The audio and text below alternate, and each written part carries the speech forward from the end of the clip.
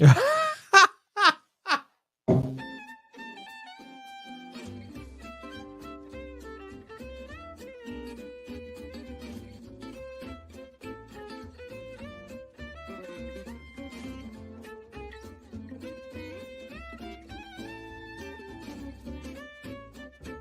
do, neighbor. It's Berean Spirits time once again. The boys have gathered around and they're ready for you. So join in, make comments, and study with the guys as they try to study as the Bereans did in Acts chapter 17. And now, here's the guys.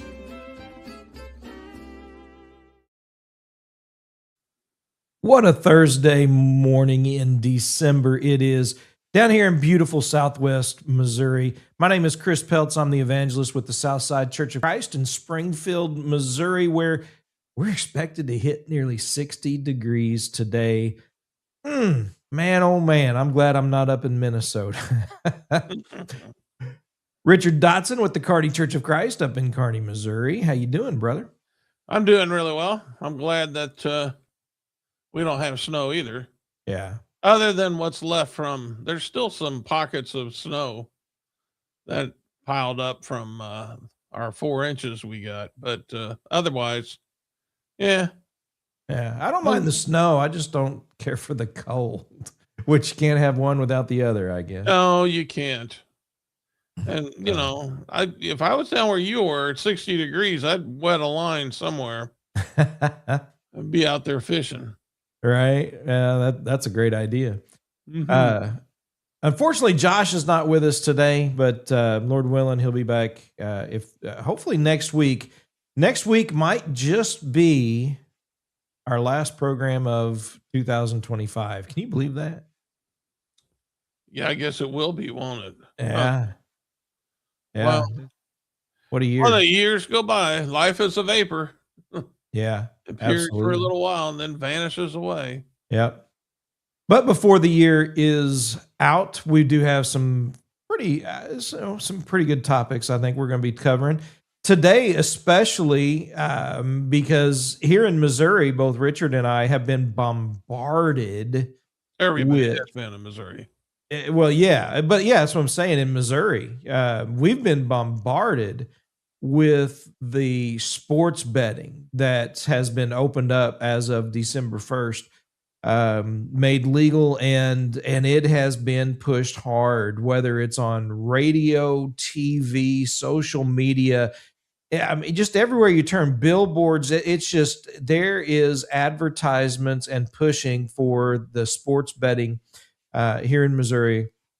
And it's just, it's really wild, and it got us to thinking about, you know, the topic of gambling as a whole. I don't know when the last time we've probably dealt with this. You know, Missouri's had gambling for a while with the riverboats, St. Louis, Kansas City, probably some places in between. There's been some loopholes when it comes to certain games that are in places like VFWs or some gas stations that have certain types of gambling slot games. And there's a new casino, I think they're trying to put in at Lake of the Ozarks here in Missouri, as far as like an Indian reservation or a tribe anyway, trying to get a boat on Lake of the Ozarks.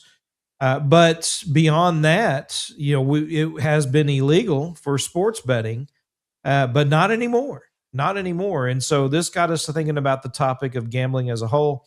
And so that's what we're going to be discussing today. And you know, there are, I guess, several reasons, Richard, people try to justify it. And usually people are justifying something because they want to do it. And regardless of how we approach this, what we need to do is rightly divide the scriptures, because there's no one text in the Bible that says gambling is wrong. Thou shalt not gamble. But we come to certain conclusions based on patterns, based upon authority, and based upon what what God has revealed to us, and piecing everything together, um, and looking at motivation, even, right? I mean, covetousness is probably one of the biggest motivations for gambling anyway, which we're going to talk about for sure. But just to kind of set it up for us, Richard, if you want to, I know you've dived deep into this rabbit hole for several reasons, in looking at this kind of from with a fresh perspective over the past few weeks. But um, you know, what, how would you start off really approaching this with somebody? Well, when I'm talking to a Christian, a lot of times Christians, and this was actually brought to me by the son of a gospel preacher when I was a young man. We were all out, kids were running around. And the young man brought up the fact, he goes, he said, gambling is very hard to disprove in the Bible. And, I'd always heard that gambling was wrong. I never really thought about, a verse that said, thou shalt not gamble. I just was a young man. So I really hadn't really looked into it. I was just doing, what I was told. There was some things that some people did that were really not wrong in and of itself. The older crowd, for instance, there were those in the older crowd, my grandparents and such, who thought playing cards was wrong. Not, you know, they were so fearful of gambling. They didn't even want to be associated with cards. Well, in my lifetime, I played cards many times. Nothing wrong with playing cards, but they were always afraid, where cards would lead to.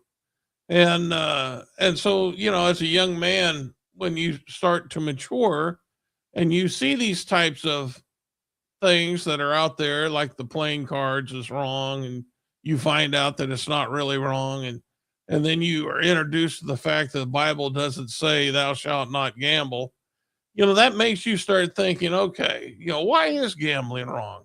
Is this just some old wives' tale that has been passed down from generation to generation? And yes, I have. In my lifetime, I have really looked at gambling.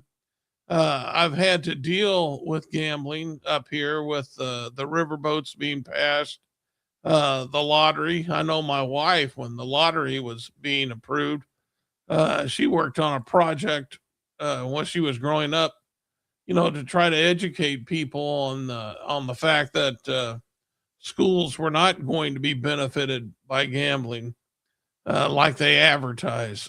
I mean, they do get money, but when they get money because of gambling, then the government money is reduced by that much. So I mean, it's not really a help, but they like to advertise it as such. And so, be that as it may, I've had friends who've worked at in gambling casinos, and yeah, it made me look at this to see if something's wrong. And I would like Chris, and I'll get your ideas on what these verses say. I don't want to be wrong about this, but there's two passages I'd like to bring to everyone's attention, because there is no passage that says that I know of, thou shalt not gamble. And like I said, I can be corrected if somebody wants to write in and say, yes, there is, here it is. I'll look at it. But Galatians chapter 5, and this, Chris, I'd like to get your opinion too. In Galatians chapter 5 and verse 19 through 21, it lists various sins that are categorized as the work of the flesh.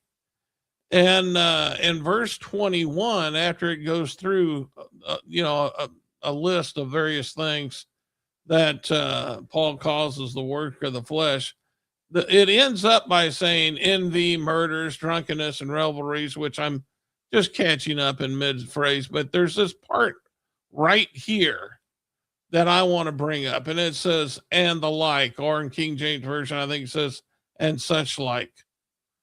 And he says, of which I tell you beforehand, just as I told you in time, practice such things will not inherit the kingdom of God.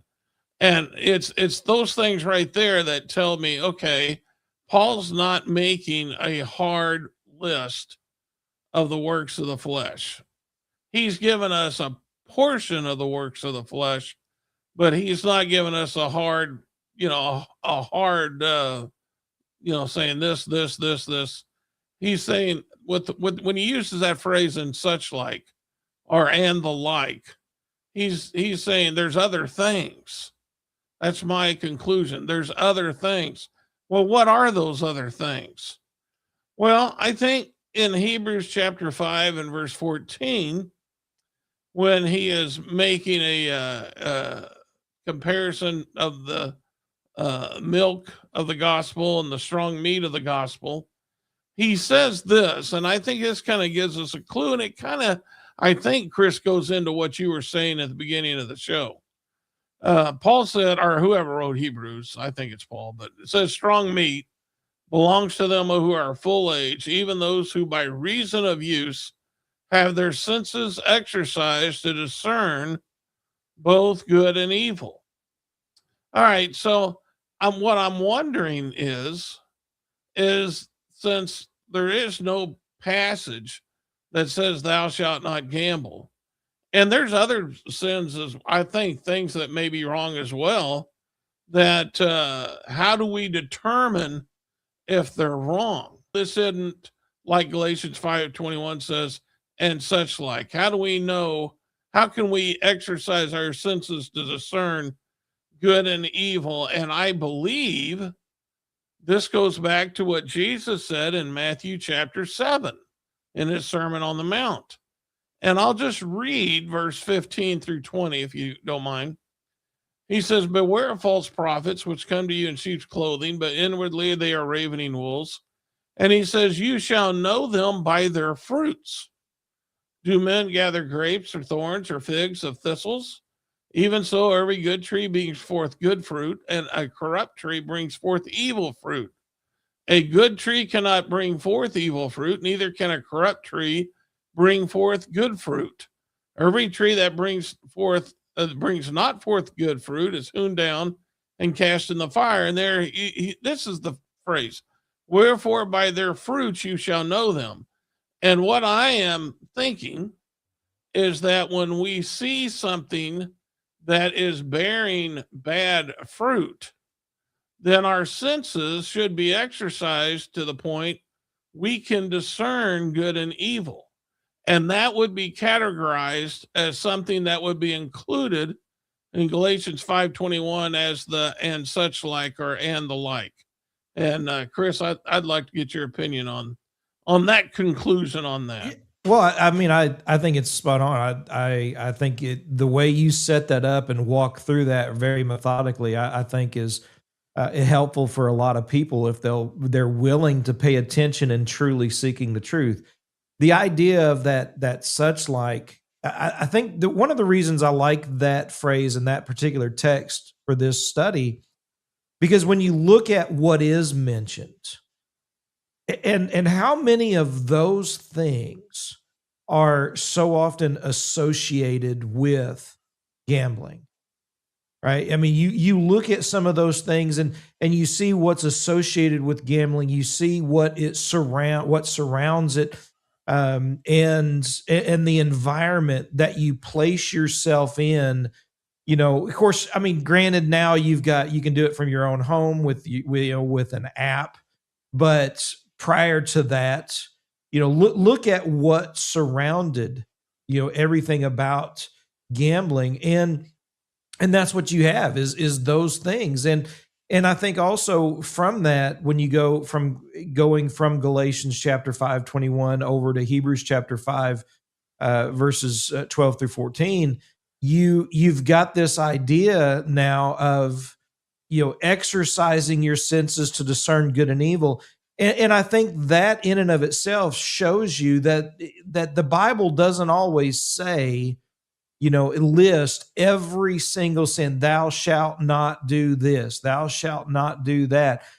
It's kind of like in the last chapter of the Gospel of John, where John writes that there are many more things that Jesus did, right? That where if they were written down, the world couldn't hold, all the books.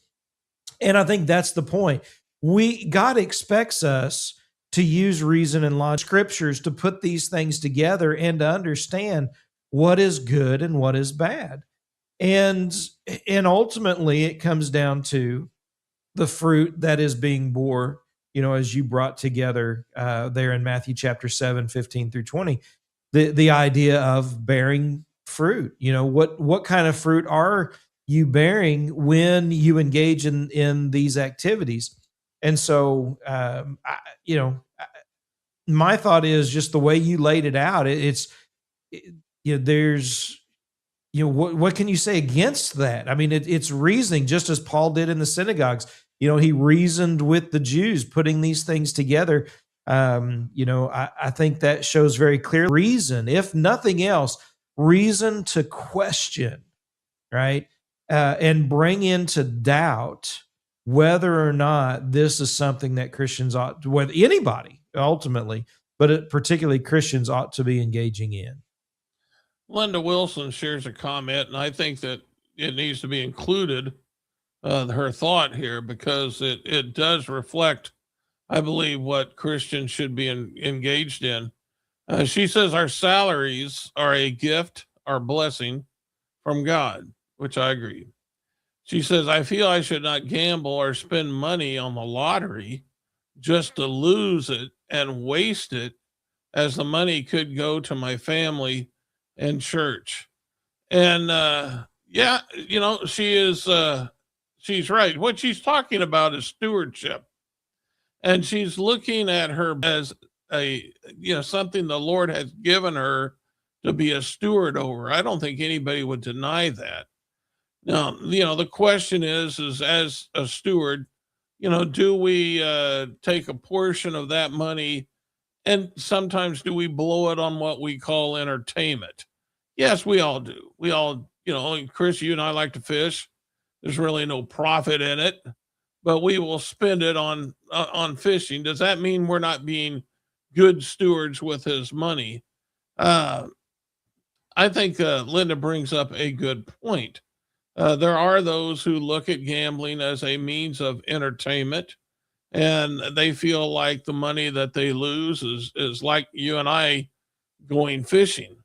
And the question, that I still bring to the point is that when we, when we don't catch fish, I mean, we're doing it for the love of fishing. And a lot of people who gamble, they may do it for the love of gambling, but again, Chris, you got to look at the environment, the fruit that fishing bears versus the fruit that is borne out by those who are gambling. And I think we're going to find out that, there's a vast difference between, somebody sitting on a dock and spending a little money to fish versus somebody who picks up an app on their phone and gambles. What are we contributing to? That's the thing that I think we really got to look at is what are we contributing to? Is this going to in some way help or benefit me and my service to God?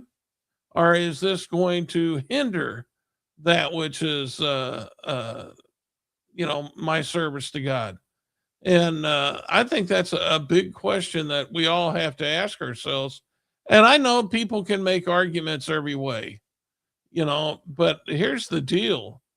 I have seen things with gambling that really makes me question its fruit. And I'll bring up some of these. Do people get addicted to fishing? Yes.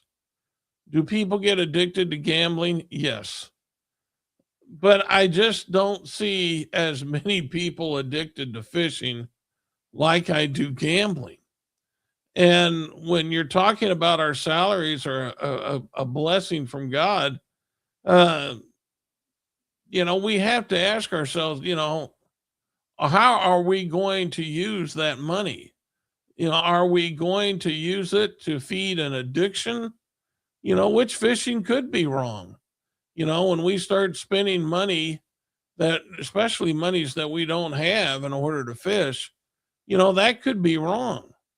But the gambling aspect of it is that, what kind of society are we feeding? What environment is this? And I think if you look at the environment of gambling, you're looking at people who lose money that feeds the industry. That's the whole point of the whole gambling episode is, you know, if you don't have people who lose money, then you don't have an industry. And that's that I got a problem with, because that goes against what Jesus taught back in Genesis, that we are to work, by the sweat of our brow, and for the things that the Lord gives us. He tells us to work with our hands, for the things that we have. And with gambling, we're actually trying to make something, that belongs to somebody else that they don't want to give up.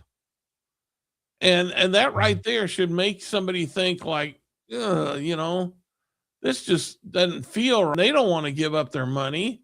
I mean, they may be willing to gamble it, but they don't want to give it up, and that goes against the law of commerce. It does go against the law of labor.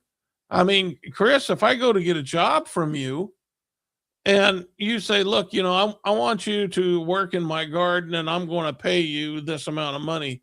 Well, we got an agreement. And so there's no, you're getting something for your money and I'm getting something for my labor. Or if I go to buy something from you, if I say, Chris, I want to buy your car. Okay, I'm getting something for your car, and you're getting something. Nobody is being, at a loss. And but with gambling, I'm actually taking something without giving anything in return. Now, I know there's such a thing as a gift. People can give a gift. We see that in the Bible, but you're not giving me your money willingly. You're reluctant to give the money in a loss, in a gambling loss. You're not happy about it. And, that just seems to go against what I see in the scriptures with how we are supposed to live our lives, with contentment. Why do I want something that belongs to you and I want to take it without giving the things that, that need to be, given in order to be able to, that would be fair. Yeah. So Gambling's not fair. yeah, no, absolutely not. One of the things is when it comes to that, the idea of a gift, right, is giving something and not expecting anything in return. And the passage slips me right now, but there's a text that talks about that very thing, right? I mean, that's, you don't give something and then, in order to expect something back. And so gambling isn't a gift, because when you gamble, you want something, you are coveting something, right? And so many people have this attitude, and I talked about this, in fact, in our Wednesday night Bible class last night, that so many people have this attitude and this motivation to try and gamble, first of all, for easy money, try to get something for practically nothing, right? To and they see what is convinced they've been paid to get rich quick. So it's a desire to be rich, which the First Timothy chapter 6 condemns. It is a love of money, which is covetousness, and not only that, they have this attitude. Well, if I had more, if I just had all this money, think about all the good I could do for the church. Think about all the good I could do for other people around me. And the problem with that is, rather than use what you have for the Lord and to help others, you're withholding that, trying to get more, and usually the majority of people lose money, right? They lose that which they put into gambling, and so that money is just gone like a vapor, and and nothing good comes about it. Nothing good for those in need. Nothing good for the church. Nothing good for you or your family has come from it other than just simply loss. And then people claim, well, I'm a victim. You're a victim due to it's self-inflicted, right? You've engaged in this. You're the one who willingly gave, and while you were hoping to get something in return and it didn't happen, and you claim you're a victim. Well, that's what gambling is all about. And so it oftentimes is self-inflicted, and it also, as I pointed out, goes to that idea of, many people think, oh, well, I could do so much good. That usually means they're not doing anything with what they have now for good.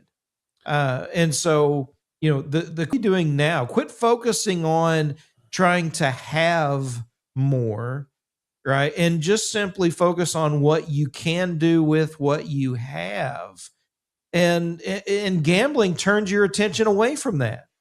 Gambling turns your attention away from doing what you can with what you have, with what you could if if you had, but you don't. And so you don't do anything, at least not anything good. Very quickly, Richard, I know you mentioned going all the way back to Genesis about working with the sweat of your brow.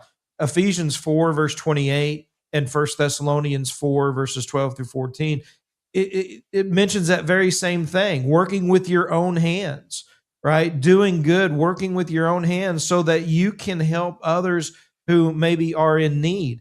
Notice, if you're going to help someone who's in need, you're going to give them a gift. How do you do that? It's not through gambling.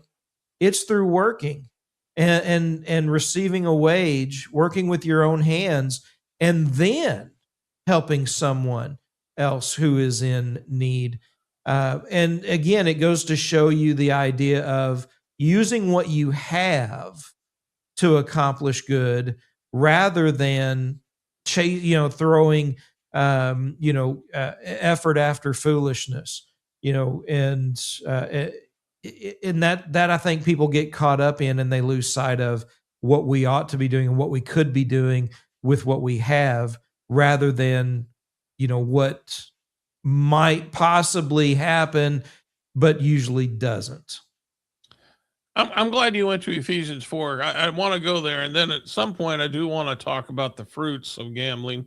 Yeah. But in Ephesians 4, and I do want to back up, you went to 4:28. If we just look at the context, there's a phrase right before that I don't think we should ignore. First of all, in verse 26, he says, be angry and do not sin, and do not let the sun go down on your wrath. And then he says this, nor give place to the devil. And then he says, let him who stole steal no longer. All right, that phrase, nor give place to the devil. When we're angry and we let sin fester, we're giving the devil an opportunity to tempt us. We're putting, temptation in our way.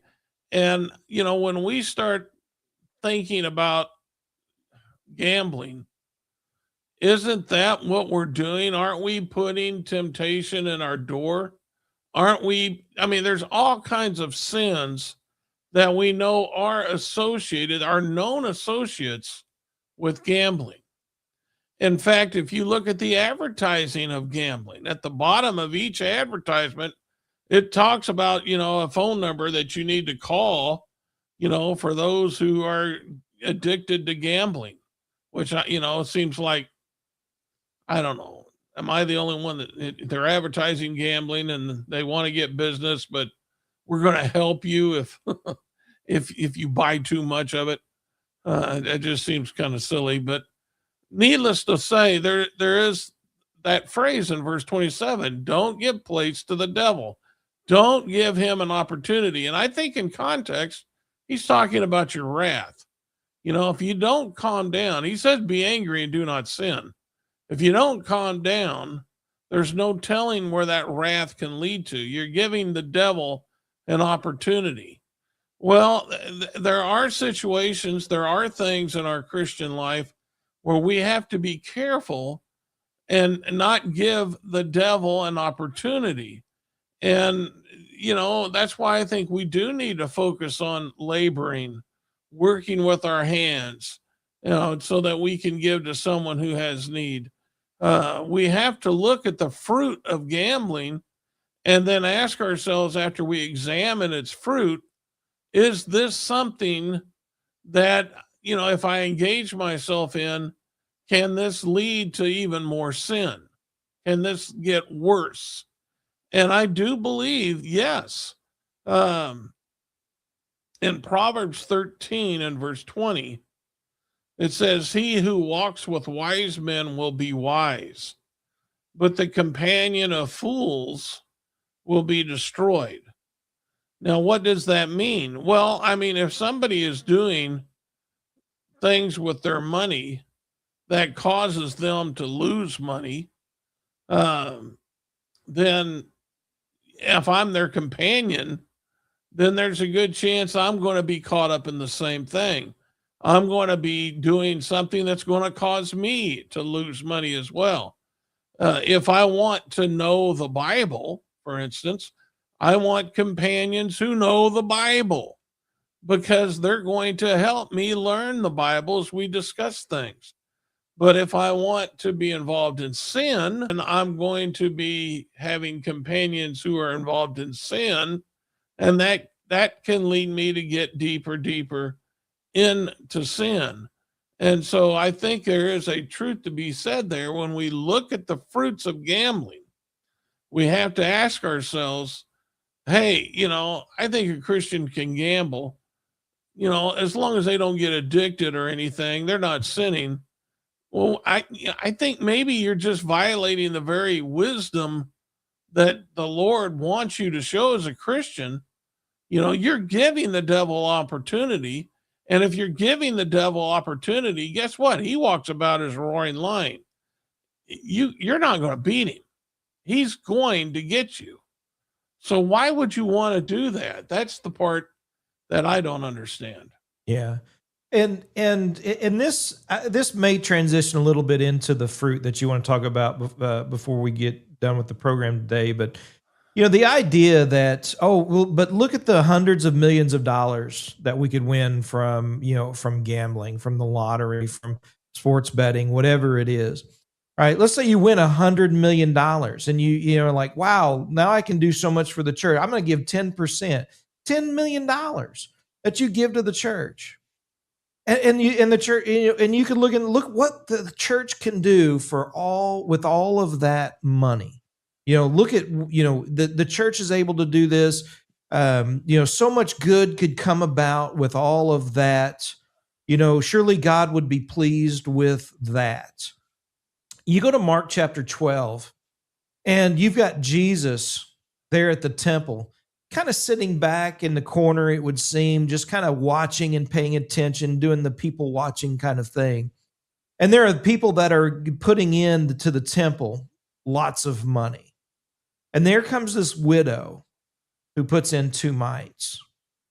And first of all, Jesus is paying attention. That's the first thing we need to notice in that particular. He cares about our giving. But also, notice who he says gave more, right? The widow with 2 mites gave more than those, because she gave out of her her necessity, or what she had, out of everything she had, rather than out of her abundance, right? The others were giving out of their abundance. It really wasn't costing them anything. To give, even though it was so much more according to man. But God was looking at the heart, and God was saying, here was a woman who had very little, and she gave all she had for the Lord, what she was doing with what she had.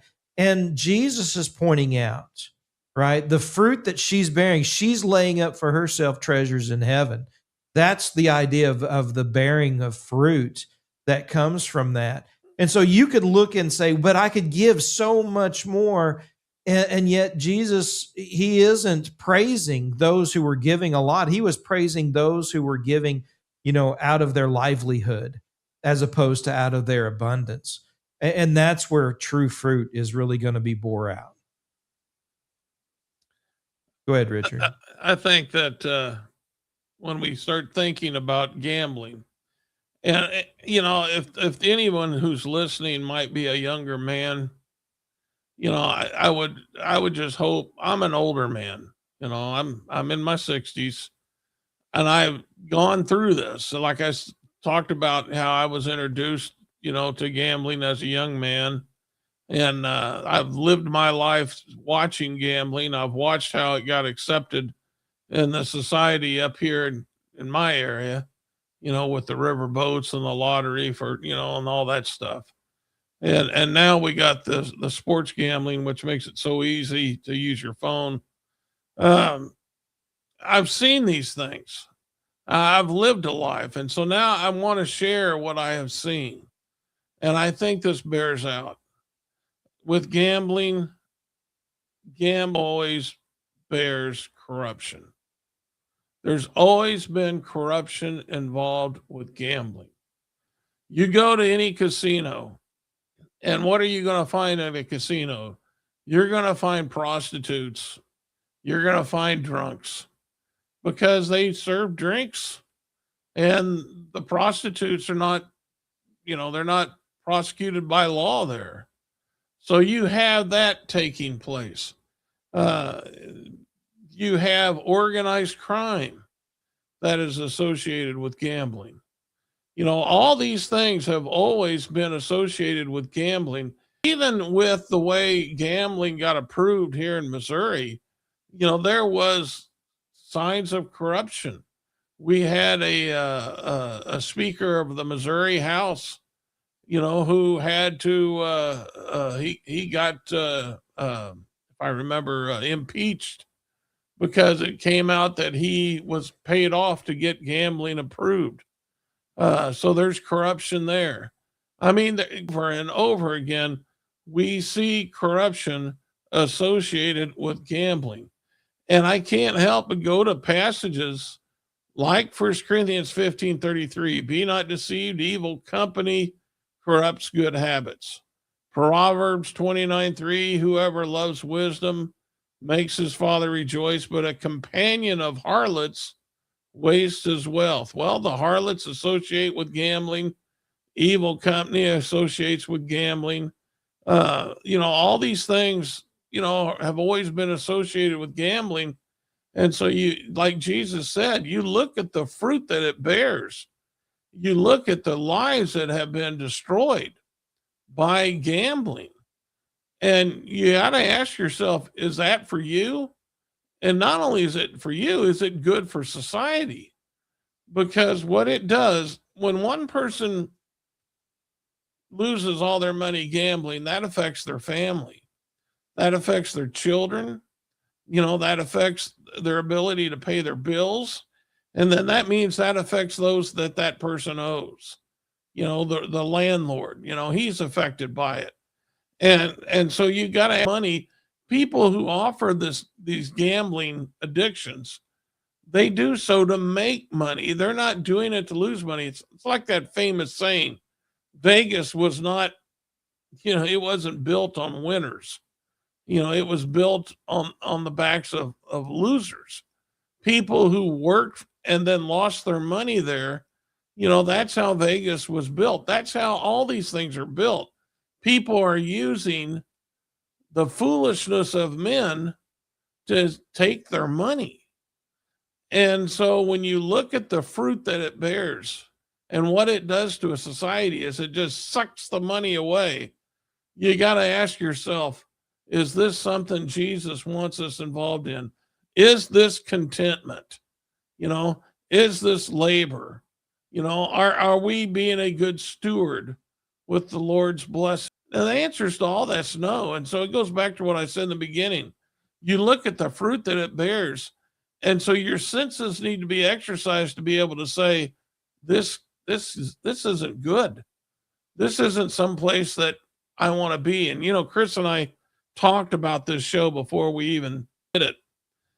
And I said, Chris, go to a casino and start preaching. Have a church meet in a casino and start singing hymns. They're going to kick you out. And the reason is nobody wants to hear God's word being taught in a casino. Nobody wants to hear God glorified in songs in a casino. They're going to kick you out. And so if God himself is not welcome with such people, then why do you want to be there? What did Jesus say? Shake the dust off your feet. Go to the people who are looking for God. Because I can promise you this, the gamblers aren't. They're not looking for God. You mentioned Proverbs 29 as people would focus on the idea of the harlot there, but what does it say?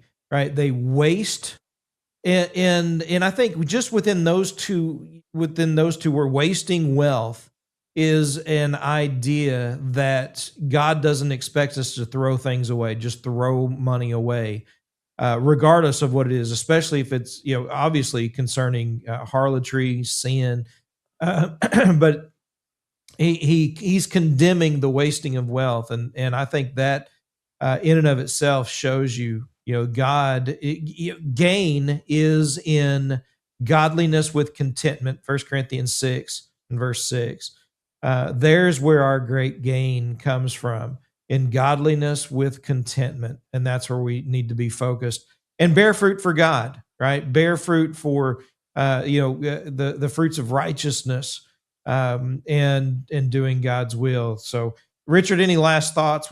I know we've gone a little over, but go ahead and then we'll wrap up. I do want to share, there was something that took place this week that kind of shows you the fruits of gambling. There's a man named David Portnoy, and he owns this thing called Barstool Sports. It's basically like a gambler's almanac kind of a thing that he put out. But now they got like a casino, they got apps. And he's been in Missouri advertising on social media his app. He's been on TV advertising his app. We've seen him everywhere. Well, there was a football game Sunday that ended, I got to admit, the football game ended very suspiciously. And it has been proven. I mean, right now we do have an FBI investigation into the fixing of games in pro sports. That's been going on. But David Portnoy gets on Twitter and he goes into a rage because he feels like this game has been thrown and he's lost money on it. And I would invite everyone not to listen, but to double check me, but not to, he curses, or I would be playing it here. He actually called for the murder of one of the coaches involved in this. And he called for that on social media. And the only reason I'm bringing that up to you is that's the guy who's trying to sell you on gambling. He's the guy. He's trying to sell you on gambling, and he's calling for the murder of a head coach. Now, if you think that's what Christ want his saints to be involved in with people like that, then I don't understand my Bible. Yeah. That's my last point. And he, real quick, just in case, he did say he retracted that statement, right? It doesn't matter. It's already out there. I know, but just to cover our bases, just in case. Yes, he did. He apologized the next day, but still. Yeah, but that's the kind of person who says things like that on social. Yeah. He knew it. He had to, first of all, record what he said, and then know what he said, and then actually publish it. Yeah. Yeah. So, right. I mean, he knew what he was doing. Absolutely. So, yeah. I mean, you have to ask yourself, if he'd had a gun, he was so angry. If he had had a gun and the coach had been there, would he have used that gun? As mad as he was, who's to say? Yeah. Yeah. Folks, we do appreciate everybody who tunes in and listen. Be sure and hit that subscribe button, hit like, share it out with all your friends and family, and we just really do appreciate all the support we get by folks who listen and comment, and it just really helps us out so much. Hopefully, we'll be back next week, but that would be the last program for the year, 2025. So we're looking forward to that. And hopefully Josh will be back with us next week before so we can wrap up the year. Until next week, though, remember to search the scriptures with Berean spirits.